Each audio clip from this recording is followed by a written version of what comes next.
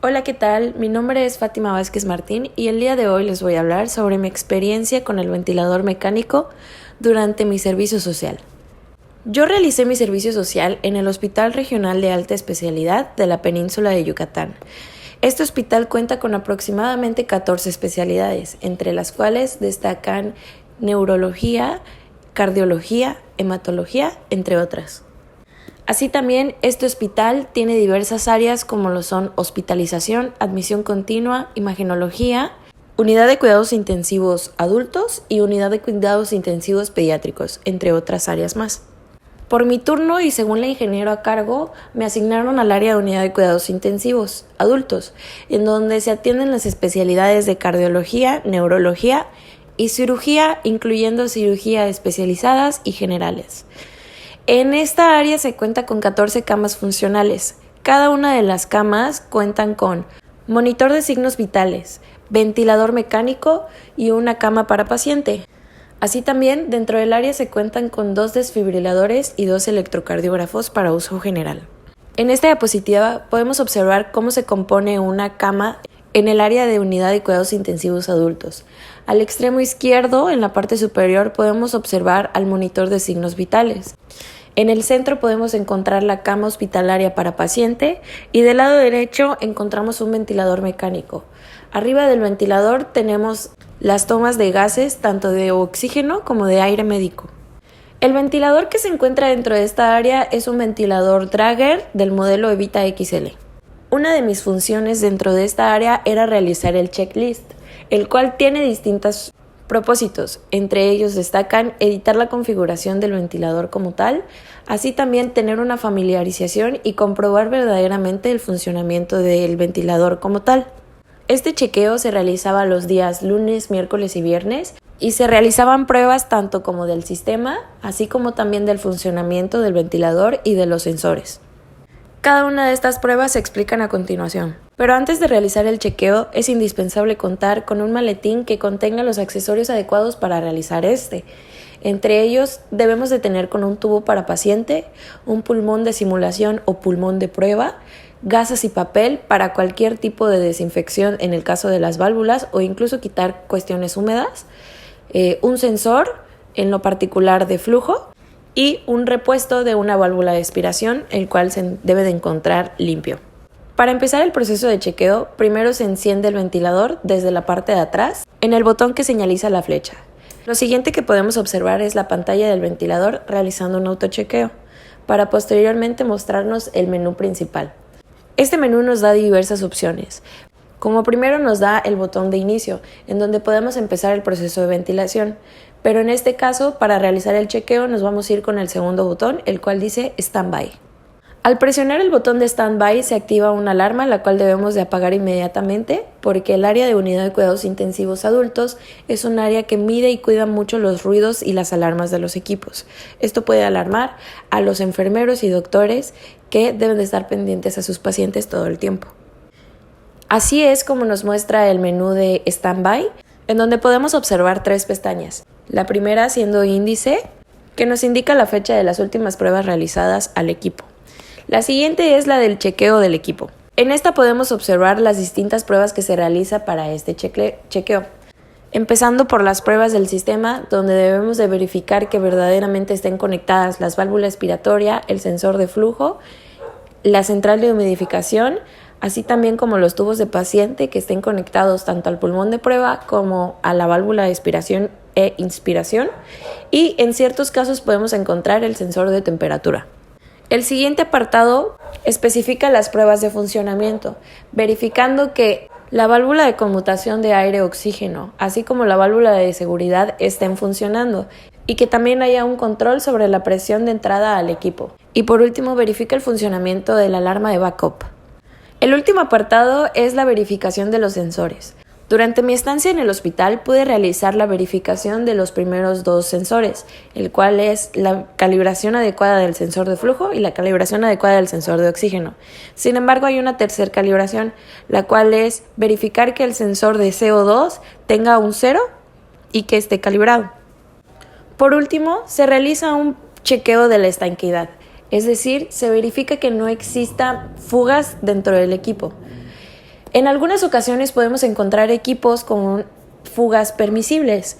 El límite de fugas establecido por este tipo de ventiladores es hasta 300 mililitros sobre minutos. Sin embargo, en el hospital teníamos la regla que cuando el ventilador se asomara por 250, debíamos de realizar un chequeo más exhaustivo.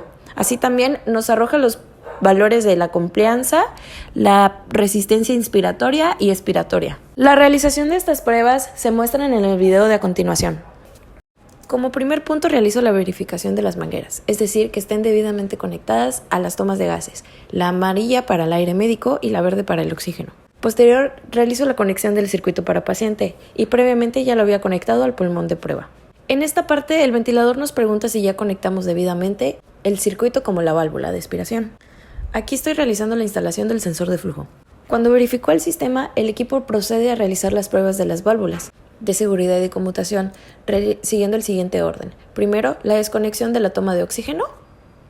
Posteriormente se conecta la toma de oxígeno, ahí se ve cómo batalla un poco, y se desconecta la toma de aire médico.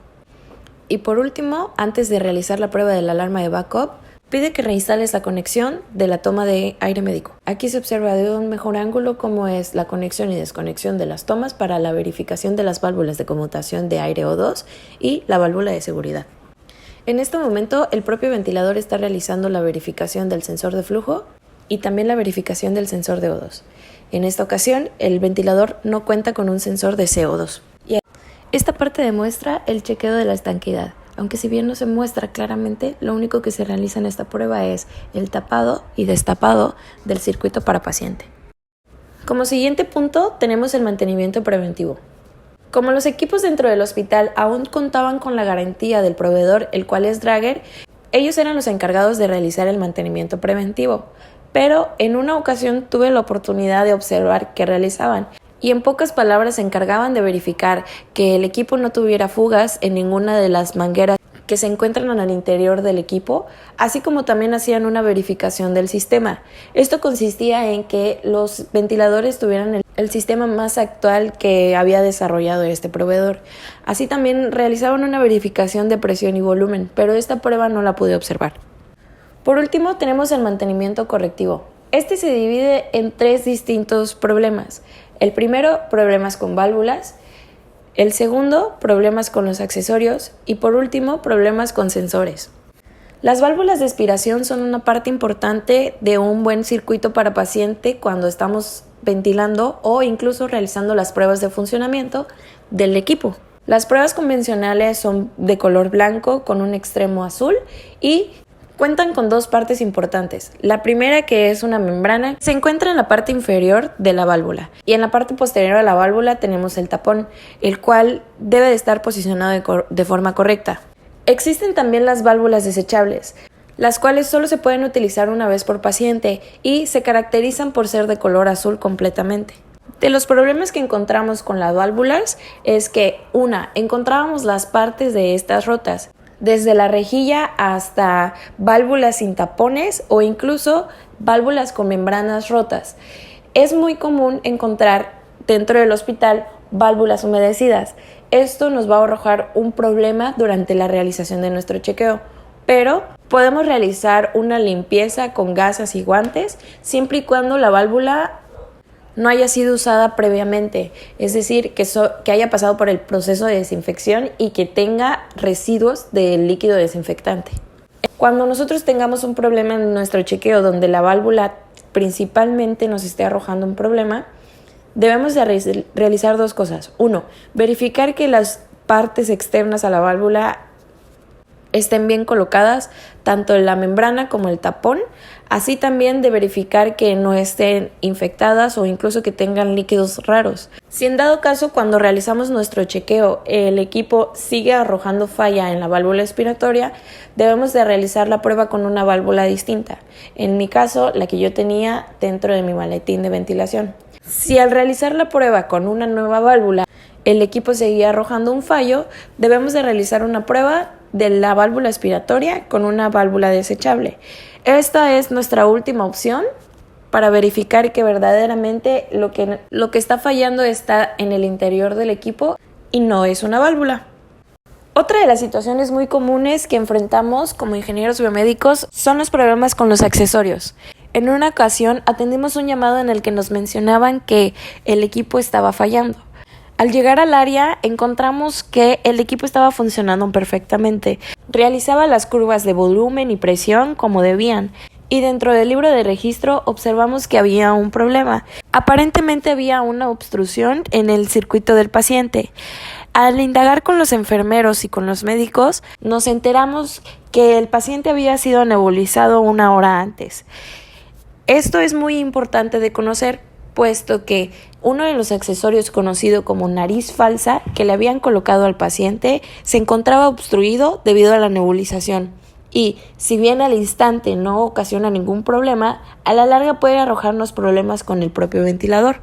Posterior a esto, observamos la nariz falsa, la cual no solamente se encontraba obstruida, sino también se encontraba húmeda, como precisamente no debe de estar, y también se encontraba goteando demasiado, por lo que hicimos la observación a enfermeros y médicos y realizaron un cambio sobre la nariz falsa. Si bien nuestro equipo puede ser funcional, puede que los accesorios no lo sean. Es por eso que es muy importante conocer qué accesorios nos pueden durar toda una vida, así como también conocer qué accesorios no nos deben de durar más de 1 hora. Por último, uno de los problemas más fuertes fueron los problemas con los sensores. El ventilador emplea 3 sensores: el sensor de flujo, el sensor de oxígeno y el sensor de CO2. En múltiples ocasiones recibimos llamados debido a que el ventilador alojaba una alarma. Al acudir al área y observar el problema, se concentraba principalmente en que la pantalla del equipo mostraba un fallo. Medida de flujo inoperativa, lo que quiere decir que no estaba realizando una medición del flujo. Esto era por una sencilla razón: no teníamos sensores de flujo dentro pero en una ocasión logramos atender un problema en el que sí había un sensor de flujo, por lo que al ponerlo a contraluz nos dimos cuenta que uno de los filamentos, los cuales son súper finitos y logran medir menos de 1 milímetro, se encontraba roto. Es decir, en la imagen que podemos observar vemos cómo uno de los lados no tiene el filamento dentro de las antenas del sensor de flujo y cómo el más pequeño sí lo tiene. Esto desemboca principalmente a que no conozcamos la cantidad de flujo que hay. Es por esto que debemos de contar con este tipo de sensores y verificar que verdaderamente estén funcionales. Y por último tenemos el caso de los sensores de O2. Estos sensores se encuentran en una parte interna del ventilador a la que se puede tener acceso muy fácilmente. En una ocasión observé que un ventilador tenía fallas dentro del sensor de O2. Accedí a donde este se encontraba y al quitarlo encontré que el sensor no simplemente se había corroído, sino que también parte del propio ácido que contiene en su interior se había expandido, lo cual resulta una medida súper peligrosa para los ventiladores, porque no solamente contamina de ácido a la superficie, sino que también puede llegar al interior del circuito para paciente. En esta ocasión logramos atender el problema con rapidez y permitió que el equipo no sufriera ningún tipo de daño. Sin embargo, a partir de ese día tomamos la importancia de tener registrados los tiempos y las fechas en las que se introducían los sensores, puesto que este tipo de sensor de oxígeno tiene una fecha de caducidad posterior a su primer uso de 6 meses como máximo en un alto uso. En ciertas ocasiones puede durar un poco más de tiempo, pero todo se deberá a qué tanto se usa y se debe de realizar una constante prueba física de estos sensores para comprobar que no estén contaminando el ventilador como tal. Son los errores comunes que encontramos dentro de un área hospitalaria con base al ventilador mecánico, principalmente los sensores caducados. Hay que verificar que los sensores estén funcionales y que precisamente no estén contaminando el equipo, como lo realizaba el último caso expuesto de mantenimiento correctivo. Así también, una parte muy importante del circuito y que prácticamente sin esto no funcionaría el ventilador son las válvulas. Es muy común encontrar muchos errores con las válvulas, desde estar sucias porque no llevaron un buen proceso de desinfección o porque no las han llevado incluso a desinfectar, o que sus partes como tal no se cuenten, como falta de membranas rotas, tampones incompletos, rejilla rota y demás. Así también es importante tomar en cuenta que los equipos deben de estar conectados a la alimentación eléctrica. Si es el caso que el equipo cuente con una UPS se debe de conectar el ventilador a este, porque si en una ocasión llegamos a presentar un momento en el que no hay alimentación eléctrica y por alguna razón la planta no entre en función, el equipo entra con la carga de su batería, la cual es con un tiempo medido. Las UPS nos extiende de 10 a 20 minutos más de alimentación eléctrica, lo que resulta en un tiempo muy valioso. Y por último, un grave error es la falta de consumibles o incluso consumibles caducados. El no tener una constante actualización en los consumibles para que estos se cambien debidamente llega a ocasionar errores terribles de atención al paciente. Como conclusión, les comparto que un chequeo periódico de los ventiladores no solo nos puede ayudar a salvarnos de cualquier apuro, sino también nos va a familiarizar con el equipo, lo que es muy importante para en futuras ocasiones entender cuál es el problema principal y tratar de solucionarlo lo antes posible. Al atender un llamado es indispensable que contemos con las pruebas realizadas por el chequeo o el último chequeo que se realizó del equipo. Así también nos podemos basar de qué problemas pudo haber presentado en un pasado. Muchas gracias por su atención y si se quedaron con alguna duda sobre mi experiencia con los ventiladores mecánicos o si desean conocer más, pueden dejar las dudas en los comentarios y estaré para atenderlas.